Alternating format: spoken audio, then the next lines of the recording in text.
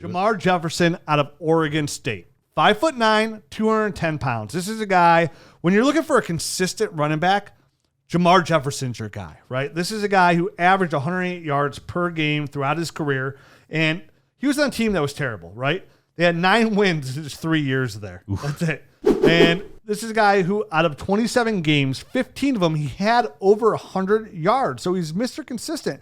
This guy is just a giant powerhouse of a running back at 5'9", 200 pounds with really good feet. Again, the burst isn't really there for him as well. He's not that super quick twitch. He's not he's not a smooth kind of guy, but he's a powerful guy there. And again, he was on a really bad team, but he changes directions for a guy who runs so powerful. Like he's a very smooth runner there. The kind of guy you're going to get in there and just kind of like just pound the rock with, right? Jermar Jefferson, get in there, pound the rock with. He's somebody who, when he gets in the field, open field, he can make people miss. He's good enough there. There's times where, like, though, if you did get your hands on him for being a big, powerful guy, like, he wasn't hard to bring down, is what I saw. So, like, some of my negatives was, like, for how powerful a runner, like, 5'9", 209, like, when you got your hands on him, like, he went down pretty easy. I was going to say, I didn't think he was all that powerful. I think he could be an in-between the tackle type of guy. This is a guy that I struggle with because he offers little to nothing in the passing game. He looks very awkward catching the ball. Both times I saw him catching passes, he was like falling over doing it. So I'm not sure where this guy's fantasy relevance is going to actually be, because I'm not sure he's big enough to be an every down back. And if he's not going to catch passes, he offers no viable, because even when he was using the passing game, which was very, very limited, if I saw him get used in the passing game, oh, look, he's being used in the passing game. It was all like screens in the flat, wheel routes. And he goes back to that guy. I think he gets up to his top speed pretty quickly, but he's not like overly fast. So he's not going to break off big runs. He's like, I'm struggling to find where he's going to win for fantasy football. And he doesn't seem to be checking any of these boxes that are going to get him into a lineup as anything more than like a bye-week fill-in type of guy. And I'm not even sure that that's going to work. I struggle with him. I ended up with a 71.93, which was actually pretty high, higher than I thought I was going to be on him. It is interesting, though, because I do agree with you, Matt. I think there's a lot of things that are good. I think he has good vision. Yeah, I think he has like a vision. Yeah. Very good feel for finding the open gaps, finding those seams, and be able. And he widens really well. He has a good feel for the flow of the defense. There was a lot of things that I really liked there, but his pass protection was pretty concerning for me. Bad. It was bad. And that's something that if you're not an elite running back, you need to be able to do those little things. It did not look very good to me. And even his technique wasn't good. Like sometimes you can see guys just like aren't strong enough yet. Sure. It was like technique and he just didn't have a lot of pop. Just never got to the spot where he was needing to be and stuff like that. Yeah. Yep, exactly. I'm with you. Very, very mediocre in the passing game. Pretty mediocre strength. But I do think because there's enough vision and enough for a feel, I do think he is going to be on a roster. I do think he's going to be one of the better second tier guys that we have here. But I think just the second tier is just going to be, like maybe one or two guys could kind of emerge out of it. But it's really hard to say yes, this guy will absolutely emerge. Like for me right now, it's those top three. Kenneth Gainwell's kind of got his own little tier, and then it's like everybody else.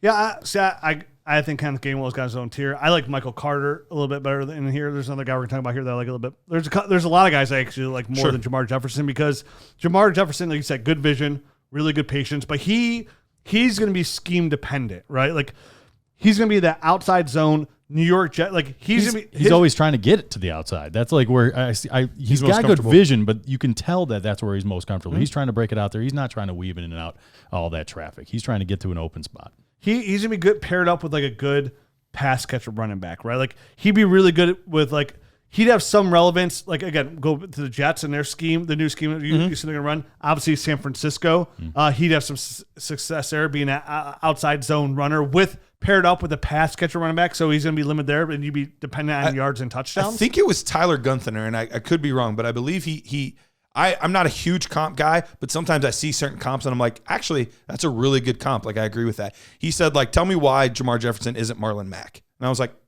yeah. He reminds me a lot of Marlon Mack. There's not an overly special trait, but he has good enough burst, good enough speed, good enough vision that he can make it work with a good offensive line. Sure. And Marlon Mack also doesn't catch passes, so it makes a lot of sense. Yep. Isn't Marlon Mack bigger than him, though? Not really. Not much, I don't think. I'd have to go back and look, but he's 205, 210, somewhere right around there. Yeah, 215 I had Jefferson's weight is 215. Yeah. That's why I have it here. Oh, okay. I thought you said 200 earlier. I said 210. That's what I said, but it's pretty close. So, there's definitely some holes here. Pass protection, not hard to bring down. I mean, it's just his contact balance is just subpar. His contact balance is subpar. Which when you're a running back, it's not what you want, right? That was what's his face from Tampa Bay? Ronald Jones. Ronald Jones. His biggest, his contact balance was no bueno. And again, in his pass catching ability is terrible. So Jermar Jefferson, scheme dependent. Mostly for me is he falls into the line of like mid third round pick. I'd more so want Jermar Jefferson, and like if I already have the other running back on the team that he goes to. You know what I mean? Like if I can get him there in the third round, like a pair up in the third round, kind of a safety, I could see him being a safety net type of guy, just in case your starting running back gets injured on that team, and you can have him for those weeks while he's starting. I can envision Jermar Jefferson getting a couple spot starts here and there and be used in the NFL, but that's it. Like he's never to me going to be an everyday down running back. I agree with that. Yep. So you mentioned tier 1, tier 2, then everybody else. Like I think there's a tier 1, then a tier 2. And then like a tier 3 almost. Sure, I'm fine with that. And he's mid-range tier 3, I guess, even around there. So basically, my tier 3, there is a tier 4, but tier 4 is like I'm not even going to talk or look at you.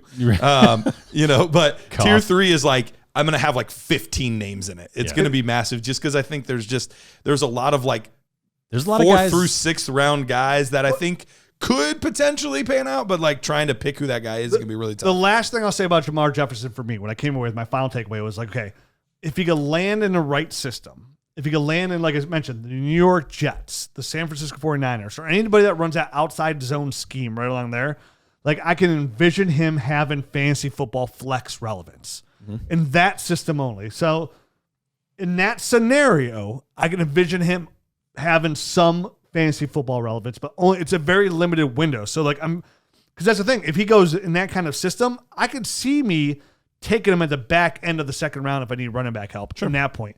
If he does not, he's just paired up in like where he has no like a lot of opportunity, and it is what it is. Because there's nothing special about him, but he has a skill set to fit the right scheme to give you some flex relevance. I guess if I want to talk upside on player, because a lot of times if I can, I want to talk about some dynasty upside here, why you should draft him. You know what I mean? Absolutely. And there's some players who will say don't draft here, but Jermar Jefferson, at least, because we talked a lot of bad about him, there's some upside here for it. Absolutely. Yeah, like I said, I ended up with a score of 71. Like that's a potential flex-worthy player. And I agree to the point that you made about I think he's going to be on an NFL roster. I think he's going to have a shot. Yeah, he's going to be backup for a long time. I just don't think he's going to find his way into a starting lineup Probably not. For any extended period of time to help you from a fantasy perspective.